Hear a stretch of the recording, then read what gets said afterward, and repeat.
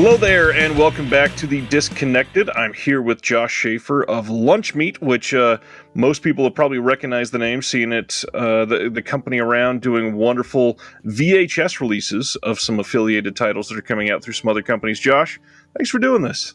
Thank you for having me. Always a pleasure. Lunchmeat has been around for a long time now. For those that may not know what Lunchmeat is, can you share what the mission is behind Lunchmeat? I started Lunchmeat 15 years ago, just about. Jesus, as a zine, just talking about movies that weren't on videotape. Right. And it's grown from there. Just started with a zine, man. Just loving VHS tapes and being like, why is this not being talked about? You know?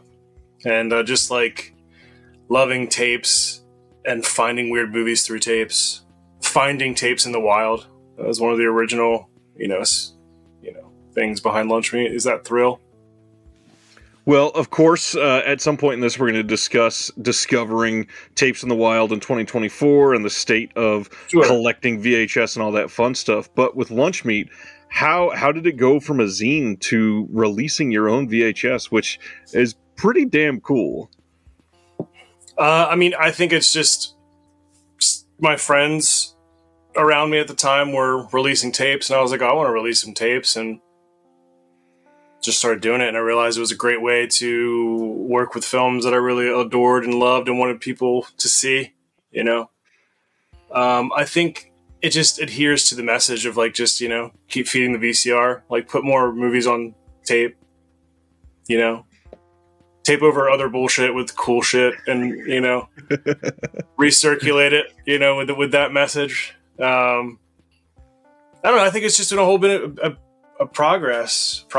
We do live shows and we did more magazines, and it's just doing everything you can, really. I think that's how it happened. We found ways to, like I said, work with the artists that we cared about, show the films, get them into people's homes, honor the artists that create them. So I think that's an important part of it. One of the cool things with Lunchmeat is that it seems like you have relationships with a lot of the other distributors that are working in other formats nowadays, and a lot of those titles that we love are being released on VHS in super short runs, but they're titles that probably either never got VHS releases, or it's stuff coming out that people can be amazed to have on VHS again that probably hasn't seen circulation in literally 30 years on some of these titles. Yeah, we just put a movie called No Resistance out on videotape since it's the first time since 94, I believe. It's just wonderful movie. Video cyberpunk sci-fi action movie. It's amazing, and it's something that you would expect to see on tape. The way that it was just created, and there's a Bluray out from Saturn's Core. Shout out Saturn's Core, who we did the tape with, and it's distributed through OCN, which is Vinegar Syndrome. So, shot on video on Bluray, 2024. It is a thing. Yeah, it is a thing. There are, probably 5 or 6 companies doing shot on video on Blu-ray in 24. It's wonderful. it's fantastic.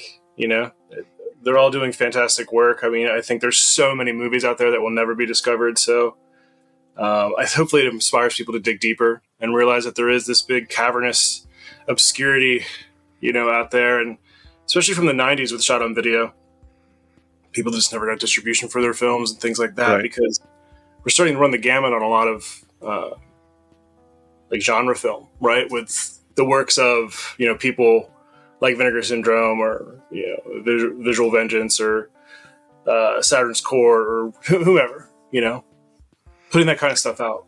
I think that the worry about having some of these not out there is especially true for something like No Resistance that didn't come from the New York scene, which had a lot of people propping it up. No Resistance was filmed in Texas and didn't have this giant upbringing. It had a big community support, but not distributors knocking at the door ready to carry that on release day or anything. Have you seen No Resistance? I have loved the movie, and honestly, I think one of the best things about it is, like you just said, the quote special effects in that movie. They kind of feel like they were made for tape, and they definitely were. Yes, yeah. Yeah, I mean, that's the medium, and I think some filmmakers embrace the medium, and some filmmakers just took it as that's what the status quo is, because that's the budget you had to make a movie, you know. Right. And with something like No Resistance, the budget, that's what I find most charming. The budget on that was tiny, and that movie looks freaking amazing. The world seems huge, right? It and does. It's like I think that's the essence of good filmmaking, is it takes you to a different world, right? Or puts you into a different mindset, or, you know, there's believability, you know. I just think it's amazing. That's why you should watch No Resistance, because it creates this incredible believability in this very, like, you know, ramshackle underground kind of post-apocalyptic world, you know, and it's all shot on video in Texas in '94. So it's awesome. A lot of people that watch and listen to my stuff are going to be probably looking at this title and going, it's 2024 and we're talking about VHS. I've got Blu-ray and 4K behind me. It looks like you've got Blu-ray behind you. You don't? No. Oh, those are thick I'm not cases. against it. I just want to put it out there that I'm not against Blu-ray or disc, or like I'm not some kind of like purist or some weird bullshit like that. I like tapes, you know, and that's how I watch movies. And I love the charm behind them, and now I want to hear, for those people that are going to ask why. What is the appeal behind tapes for you? It's where my collection is. Like, I've been collecting since, you know, I was like 18 years old, over 20 years. I just always went for tapes and Blu-rays, and I appreciate a good restoration. I appreciate all the fine extras that are being produced. Like, I mean, it's incredible, you know. But to answer your question, I just buy movies on tape. I have for years, and I just am in the circles where I'm around people that have tapes, and, you know, it's how I watch my films. You know, I stream too. You know, I'm on Tubi, but there's a lot of films here that I'd like to watch over and over again, or have them ready in a library like immediately. And I have a lot of tapes. That's what I've been collecting, and switching over to Blu-ray is like, I mean, I don't know. It just seems daunting and expensive. So, it is.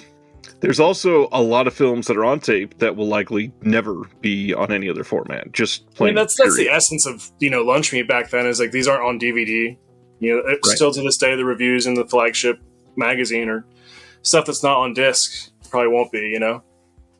But that's what we love. You know, the stuff that's just not going to get mainstreamed in any way. It's not going to get airtime elsewhere. You know, but I think, honestly, with the culture rising, there's so many avenues that are discussing the culture that I think we get a really good spectrum of coverage on stuff, and we're finding all kinds of crazy stuff all the time. And, you know, I think that's what's the best part, is just people talking about it again, looking at the medium and being like, okay, well, what are the reasons? And like showing them good reasons to look back to tape and be like, this is important, or like, this is cool, or like, you know, if you like low budget independent movies, I mean, shot on video stuff is endless, kind of, you know?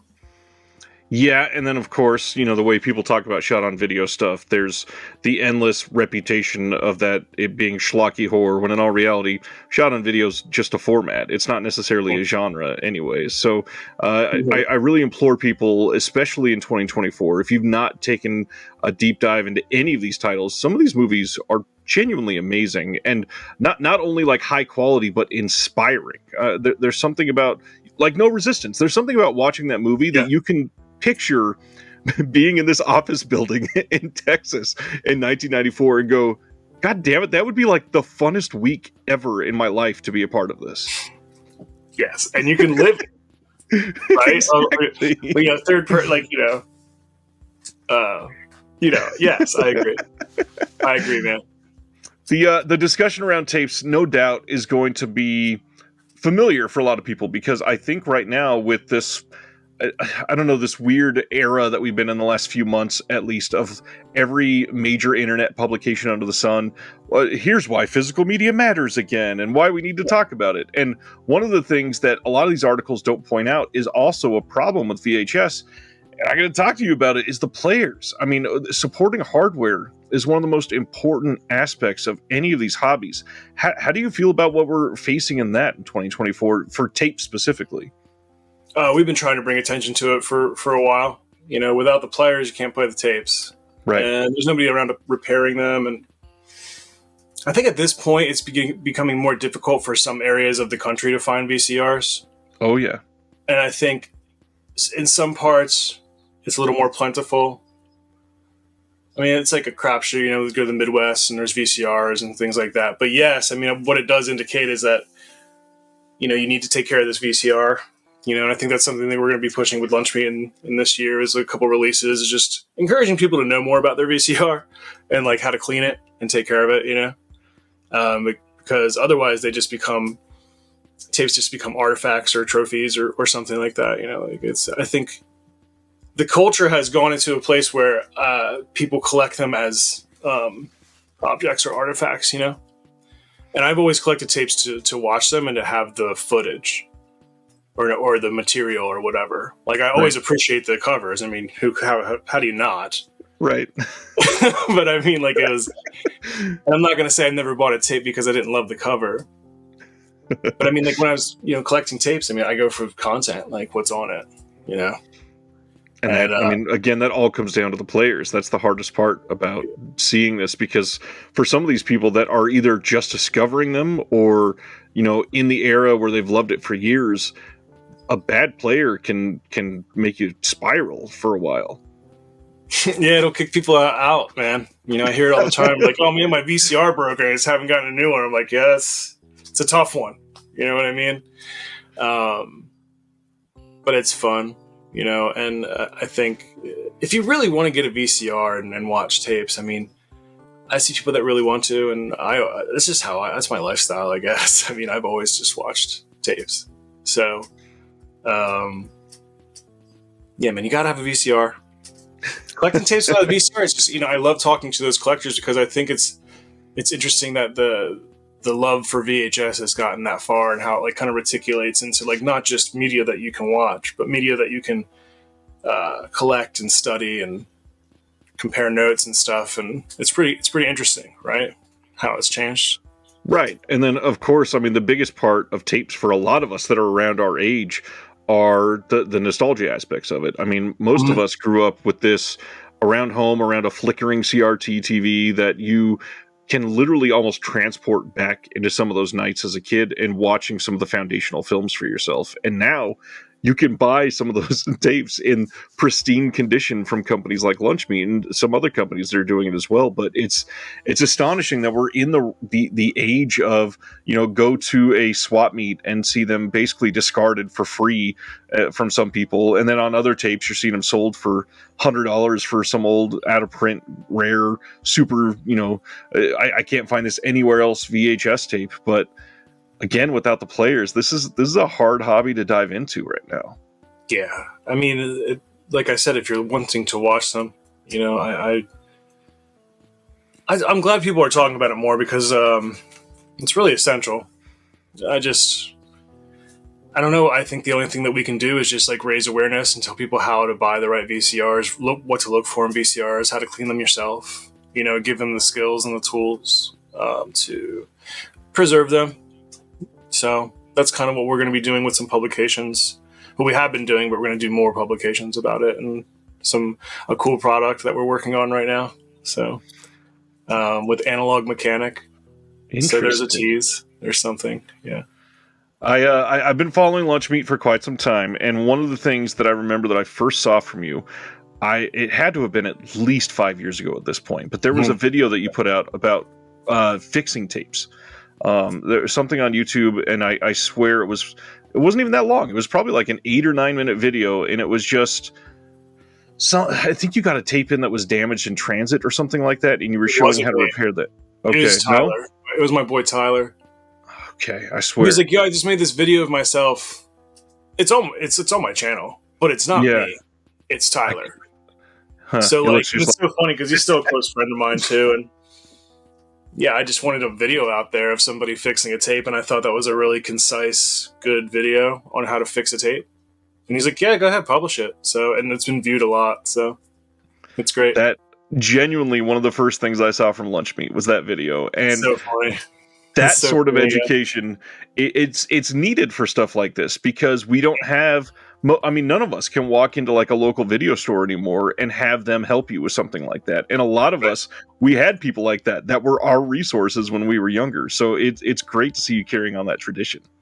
I think there's a culture of people rising up that are interested in that, that still love analog media, and that kind of bleeds into like film and and just like kind of the machines that help you experience the analog media, right? And I think that some people's brains just go towards that. And I think there'll be, like, as the culture spreads, there'll be more and more people that get into it, hopefully, and become the people that can still work on these machines. It's not me. I'm not really good at working on VCRs. I know how to do the basics,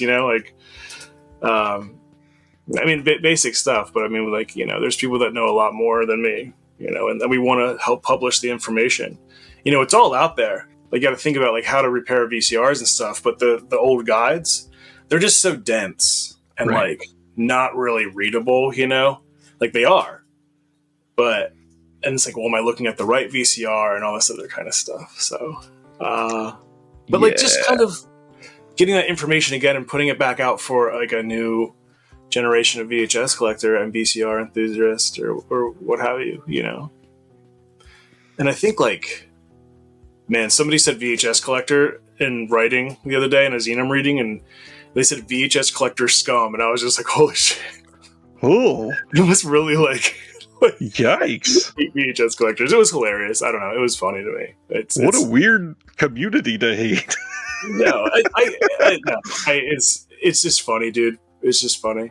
But yeah, because I said VHS collector, but I think that people that like and watch VHS are VHS collectors, but it's not just VHS collectors. I think people just enjoy video, stuff on video, right? And I think collecting can mean different things, like having like 2,000 or like having 10, Right.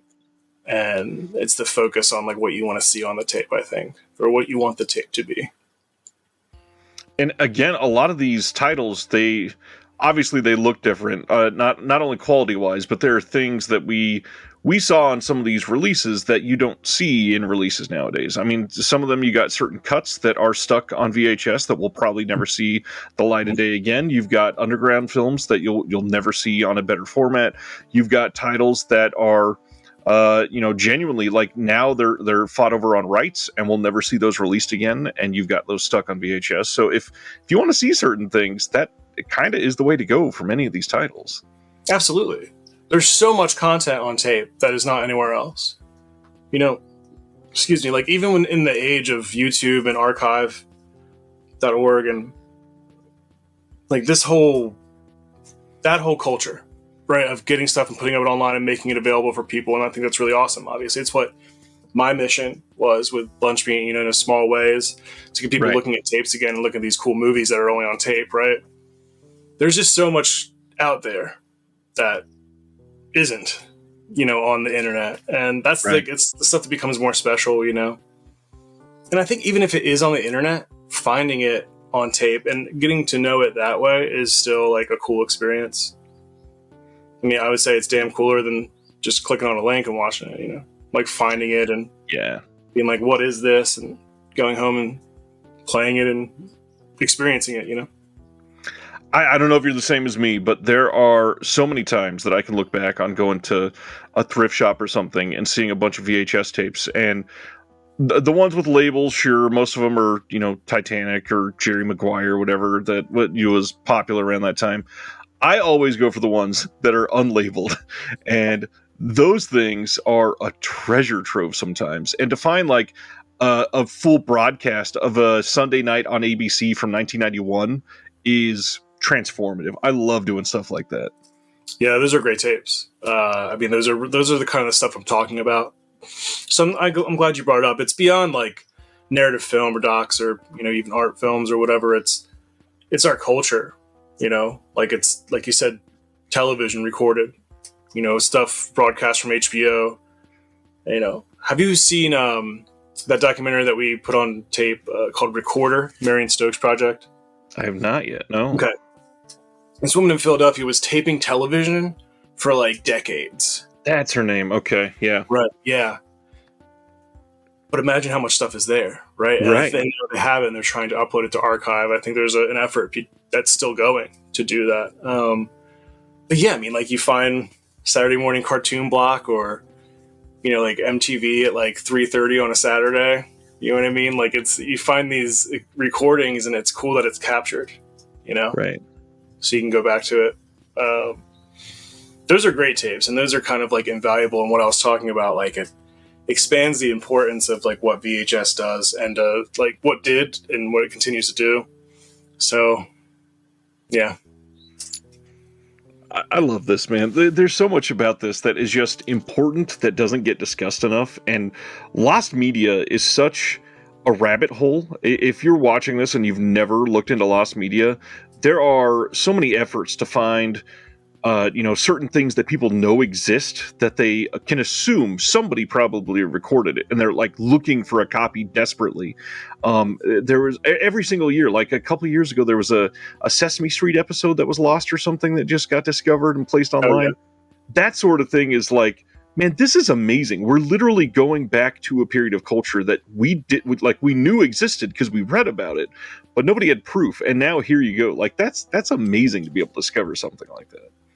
Yeah, I think it's really, really important, right? And it's all because of the media that's there, the physical media, and you wonder if, 40 years in the future now, like 38 years in the future from now, like how are people going to recover things like that? Is it still going to be there? Is that information going to be, where is it? You know what I mean? And I think the physicality of the analog and everything is it's important. It's cool. I mean, there's so many aspects, dude. It's like there's always different angles, right? Like nostalgia, or film preservation, or I like the aesthetics of it, or A, B, and C, and more, right? For me, it's just about like, this is how I watch movies. This is literally like, it sounds crazy, but it doesn't. No, for somebody that doesn't understand it, I get how it would be crazy, but literally taking the tape out of a sleeve and being like, oh, gotta rewind it. That ritual of it is special. It feels like being 12 again for me. It feels like something where you are literally going back and living what you've done for watching cinema for all these years. It's amazing. Yeah, it still works. And I'm still finding new stuff. Right. 30 years later. And it's just cool. Yeah, it's just cool, man. I don't know. That's why I keep on it. And like the stuff, like you said earlier, the stuff that we put out, putting stuff on tape. I mean, we do it because we just want people to watch tapes. And we think that these movies look cool on tape, or like it benefits the film in some way. That like the VHS presentation is just like, here's this thing on VHS. Right. It's like, this thing should be on tape, and that's kind of what we think about when we sign and release stuff. Well, and the big thing for a lot of us that are into any sort of physical media nowadays is there's a massive parallel here.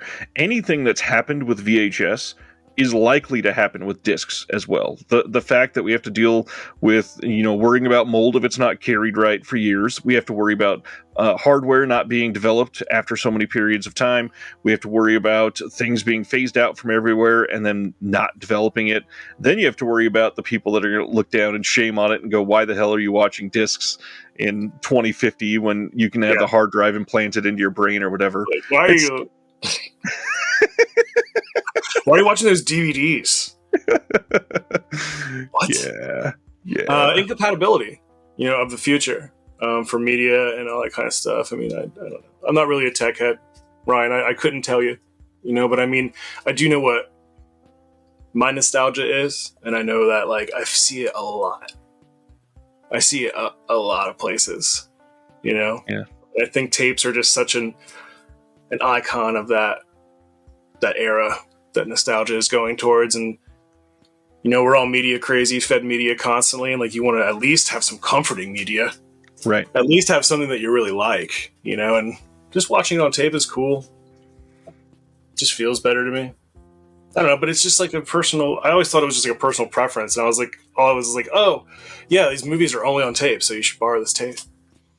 And then all of a sudden, like over the next decade, 15 years, it's crazy. It's wild, man. Yeah. The other side of that, I mean, everybody seems to want to foist this move to streaming on other people that don't necessarily want it, not even thinking about that accessibility dictates there are many people that still in 2024 can't stream properly, whether that's access to internet in their home city, whether that's a barrier of entry due to cost or hardware limitations based on the street they live on. There's all kinds of reasons that can make this impossible. But if somebody, if my grandma, who's 73 or whatever, has a collection of 2,000 tapes that she's amassed over the last 35 years, she can't be expected to go upgrade those all to discs or to streaming and suddenly pay every month for the same movie she's always had. Yeah, see, I'm like your grandma, because I don't. You ask me like, why haven't I switched over? Like, there's no point to switch over. Like, Right. That sounds insane, right? I mean, like, that's kind of what Strawberry Mansion's about. Have you seen that movie? I have, actually, yeah. Yeah, and how she doesn't switch to the air thing. Yep. That's exactly what we're talking about, right? And that's a beautiful movie. Yeah, the movie's beautiful. But yeah, man, I don't know. You were saying about before. Sorry, I got Strawberry Mansion on my brain. No, that's it. I'm just talking about accessibility. The physical side of it. Accessibility is such a good point, and I did an interview recently, and they were like, "Why do you think people still watch VHS tapes?" And I'm like, "Well, let it be known, people have always watched VHS tapes since they've come out until right now. There's never a time where people weren't watching." The dark age of 2003, there was no tape watching. Like none. And there was a drought. But I think it was that sort of accessibility that you're talking about. Because it's a very easy, viable piece of media that has a lot of, recognizable film and material on it. I don't know. And I think it's good that people would think about that, about the accessibility thing and why tapes are viable that way. You never really think about, probably wouldn't think about that normally, right? Right. But totally valid and cool. So. One thing that people that watch this seem to love is the educational side of things. So if you don't mind, I would love to see if you've got some basal education on some of this. And one big thing, what's like the go-to sturdy brand of VHS player that you recommend people to keep an eye out for in 2024? Panasonic OmniVision. Just OmniVisions are very, a high-grade consumer machine. They always work well for me. Panasonics are nice. Sonys are nice. Sometimes they crap out on me. But yeah, I mean, there's a lot of Panasonic OmniVisions out there. From the early 90s and mid 90s. That's what I have. I have 2 of those, and I have like 8 VCRs, but you know it. But, no, yeah, did it crap out on you in the last decade? Those are really sturdy machines. It's getting expensive out there to find. Yeah. If you're trying to buy a VCR online, forget about it. Jeez. It's like, yeah. I got an ad today from Amazon with a VCR on it. And I was like, oh, here's a very targeted, interesting ad from Amazon. Right. And I clicked on it, and it was a disc to tape, DVD, VCR, $569. Holy shit. And I was just like, what? What? So, yes, I would go, out to your local Goodwill and pay, if you're like, oh, $35 for a VCR. Sure, you can find it for 12. You can find it for 12. But if it's $35 and it works, I would buy it, because somebody's trying to sell a VCR on Amazon brand new with a DVD player for $549. And it is laughable, but it's also market, man. Right. That's a good point.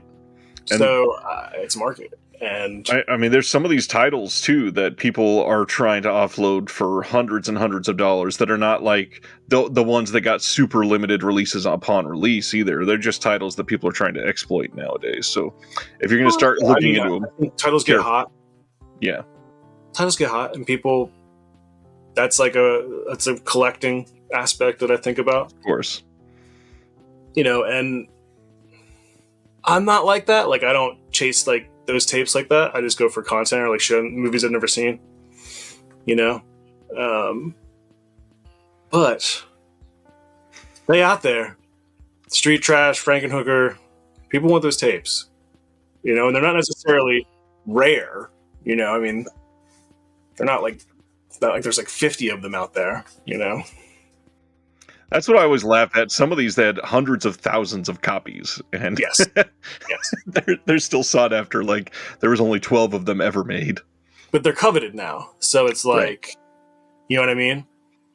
And you got to think how many, like, those were just sent to video stores. So, and, very little, like, otherwise. So you got to think what happened to them. The money got destroyed or, I mean, a lot of people throw those tapes away, to be honest with you. They tried to sell them. And if they didn't sell, they'd throw them away. So, who knows? And it's all about people's taste. Like what people want or what they feel is hot or like, so. With buying tapes, are there certain things that if you are new to looking at tapes, you recommend everybody to get to learn to look out for quickly? Just don't overpay for a tape.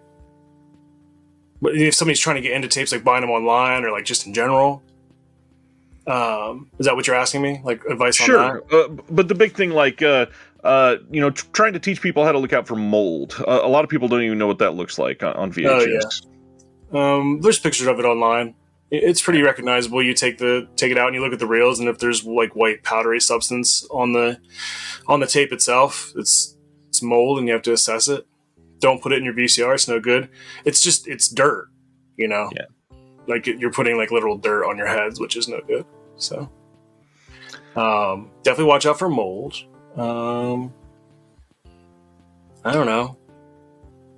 Buy stuff that interests you, even if you think it's like, stupid or whatever. Like you never know, man.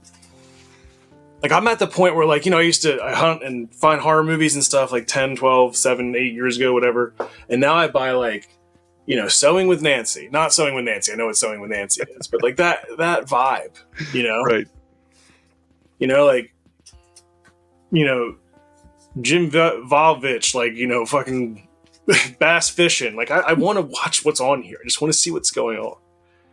Especially if it's not on YouTube, right? Because you look it up and you're like, oh, well, this is...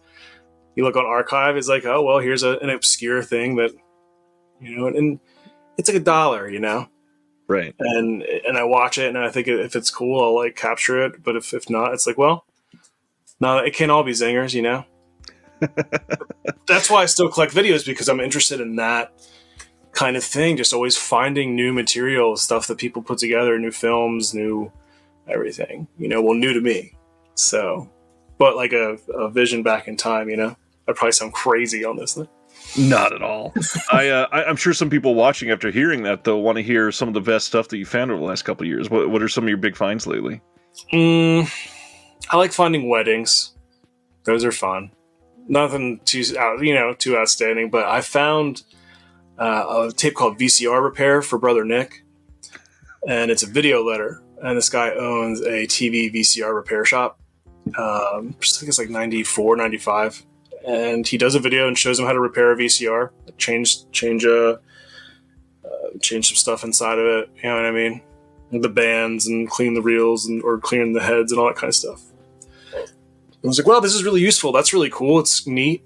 And then it turns into him on a keyboard talking to him, and he just like starts like talking to him, and he's like, hey, hey brother, like it's just like it's a slice of life. It's like a video letter, man. But then he gets into a flight simulator that he has in his house apparently. It's just this. It's amazing. I love that find.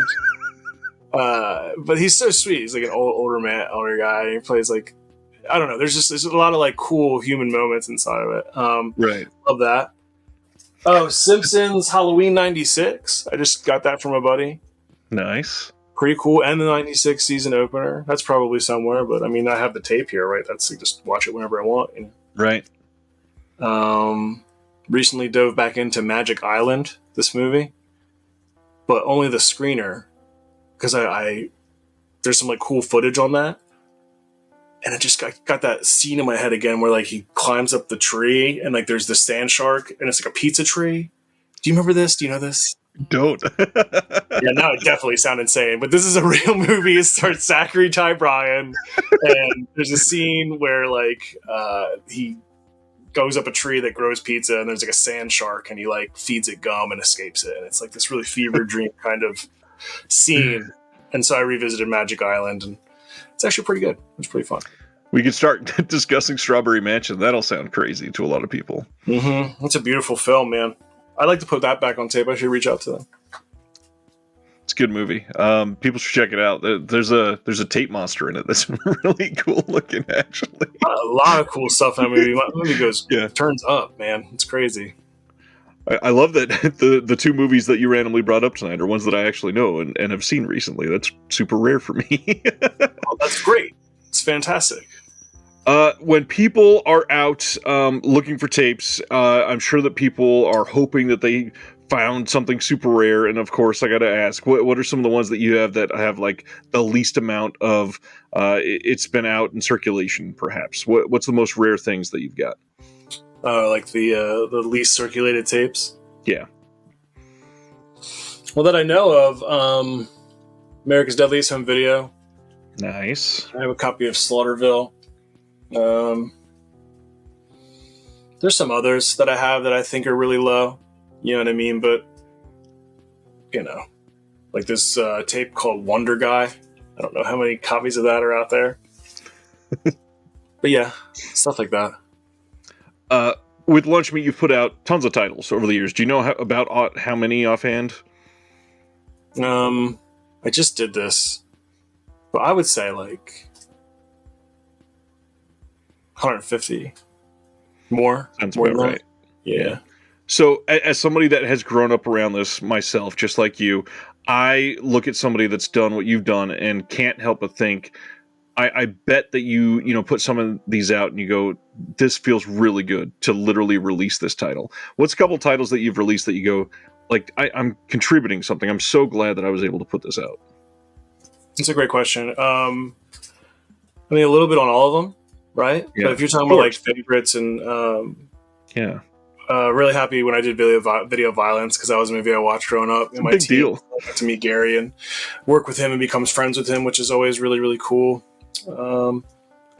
America's Deadliest Home Video. Like I said, that's a rare tape. There's like less than 100 of them out there, and I got that on to DVD for the first time and put it back out on tape, and that's got a life past my releases now, so that was great. I don't know. All kinds of stuff, man. I mean, like, the thing is just connecting with people, you know? Like, I loved working with Albert on Strawberry Mansion. Thought it was great. Yeah. I love the Frogman dudes. I just did Frogman. Those guys are awesome, dude.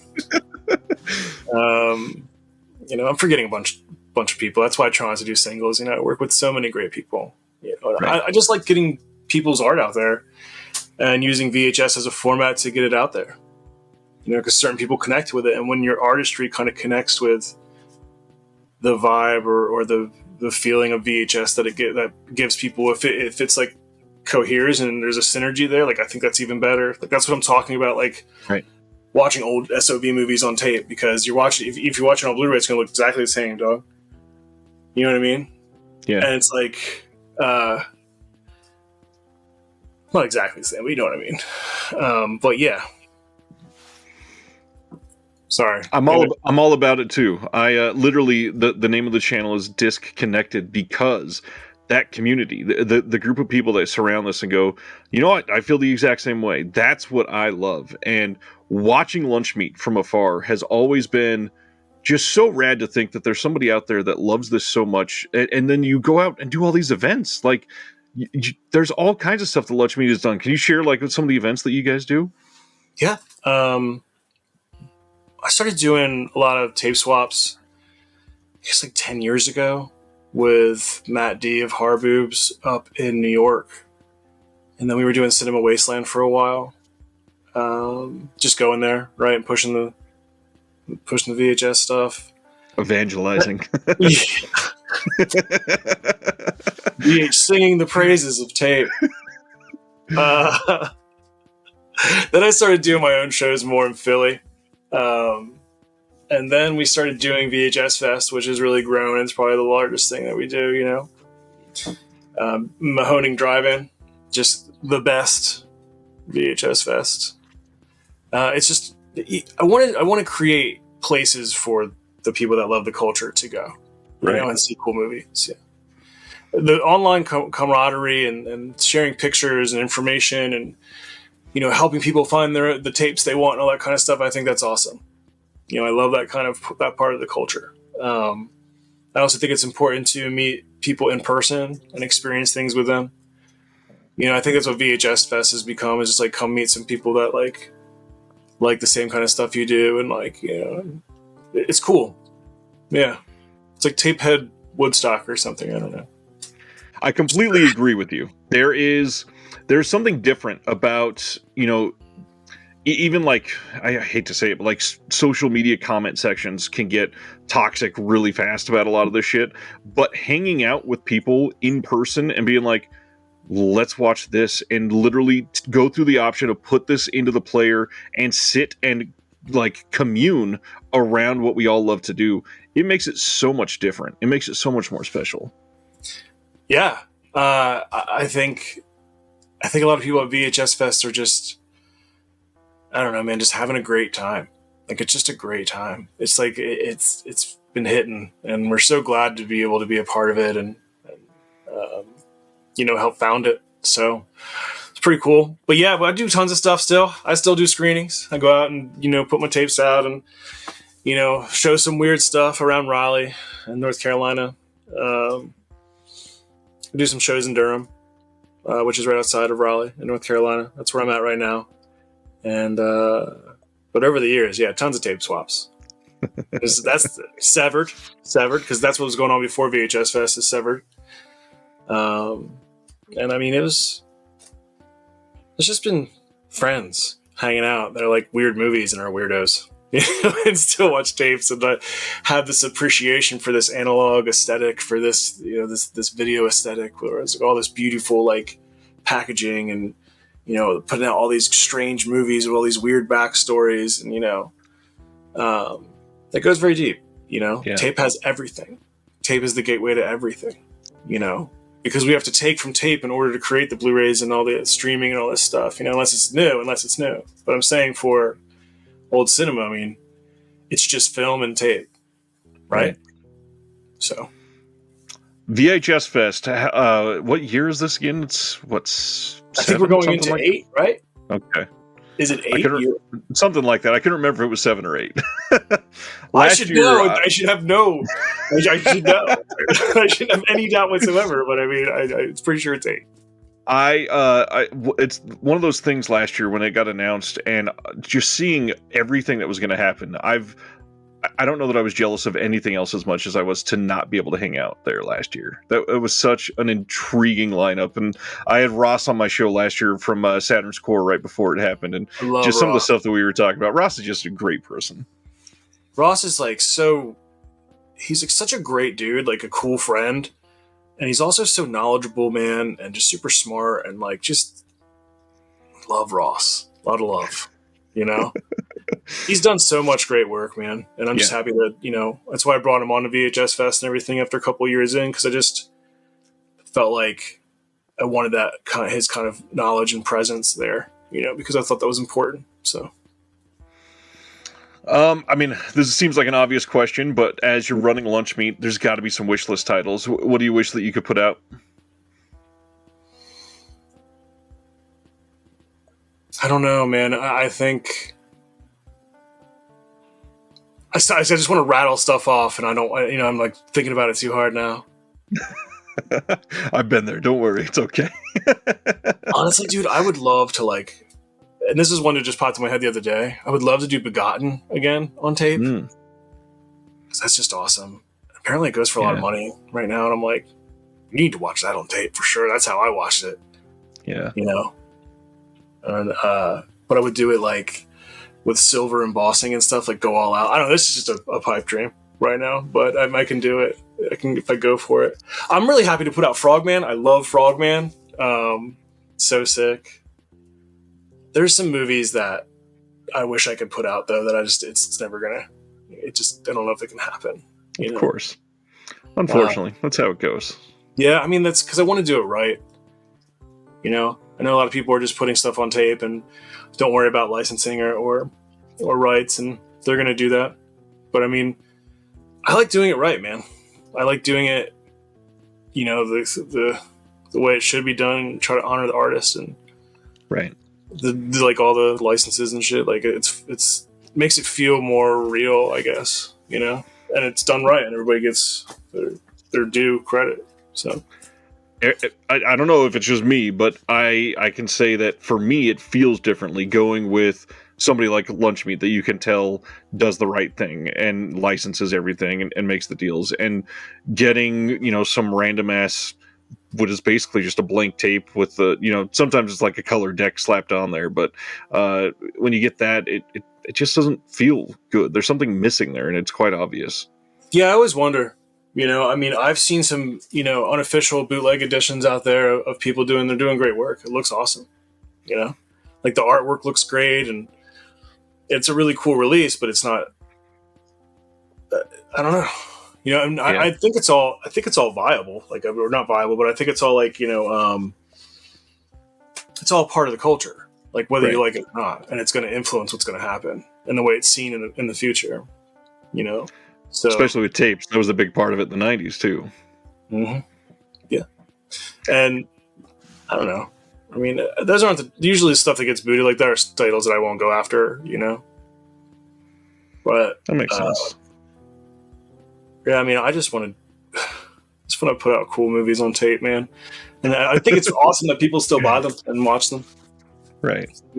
And world's expensive. Life's expensive. I sell a very non-essential good, so it makes me happy that like people want to support it and that people still want to watch shit on tape and believe in it. And because it was just something I was really into in my early 20s. I was passionate about it. I still am. And it's just cool that like doing a zine has brought so much happiness to me and to other people, and like has kept films alive and has uncovered films that probably wouldn't come out or otherwise, Yeah. Those are all cool feelings, after doing it for 15 years. So I agree. Well, I mean, what's the future hold after doing that for 15 years? What's coming up soon for Lunchmeat? Oh, probably a bunch of weird stuff. I'm putting I did a joke book that I'll be releasing soon. Nice. I don't even know where this came from, but I just love those 101 joke books from when I was a kid, and I started writing. Joke books were huge in the mid-90s. These are the best, dude. Those had to get one, had to get 5. So that's the idea. It's called Home Video Humor: 101 Ridiculous Rewind Inclined Funnies. That is a great title. It's all like dad jokes and bad puns, but it's all based on like VHS and VCRs and video stores. It's ridiculous. That sounds amazing. The first 75 jokes were easy, and then the last like 26, I was just like, oh, it's so hard, dude. So that's coming out. More VHS releases. We're trying to do some more books, more of the VH same. But I think we're always going to be expanding and trying new stuff and trying to get the culture out there, and however people want to listen. We need to do more of the video stuff, It's ironic. We don't like, do too much video other than putting it in the VCR, so. Well, and Lunchmeat has been on the forefront with a lot of things, with home video horrors and video vortex and Stuck on VHS. That was a big deal for a while. I don't think that's in print anymore either, is it? No, we're trying to bring it back soon, though. That's good to know. Mm-hmm. Video vortex and home video horror. Anything on the horizon for either of those that you want to share or tell people what they are? So video vortex I don't work with anymore. That is actually the reason I moved to Raleigh, is to come down here and kind of open and build that video store for Alamo, that brand really. And after it was going really well, it was cool. It was a really cool video store. It had like 70,000 titles plus to rent for free. And after pandemic, it kind of just never got invited back, so I kind of just moved on, right? Yeah. But it's still there. And you can still rent 70,000 titles for free if you're in Raleigh, North Carolina at Video Vortex. So that's the news on that. And then home video horror is just a lot of fun with my friend Jackie Lawrence. Such a fantastic photographer. I love going over ideas with him and coming up with shots and picking the movies. I think we want to do a book at some point, right? Because I think we have like 70 some pictures now. Yeah, you know? Real nice coffee table book. Yeah, like use the pictures, but then have us write reviews or talk about films that are something. Maybe we'll do that in the future. I just think that the photography is way too cool to just like, it should be collected, you know? I agree. Yeah, we'll keep doing calendars. We're trying to do more with Stuck on VHS, like I said. It should be in print, so we're trying to bring it back into print. Awesome. I will try to share if that comes out and let everybody know that's back, because I don't even have a copy of it. I'd love to have a copy of that. Cool. All right, Josh. Well, thanks for hanging out today. Hopefully this has been interesting and helped in somewhat. I hope people out there will take a look, because, again, the accessibility and the idea behind it is so important. And for people that are into any sort of physical media, again, this isn't, there's parallels everywhere. Anything surrounding VHS can and will happen to any other format. So it's important to keep that in mind and not repeat history in a way where we forget where our forefathers of physical formats came from. That was beautiful, man. Well, again, thanks, Josh. Everybody check out Lunchmeat. All the links will be in the description below.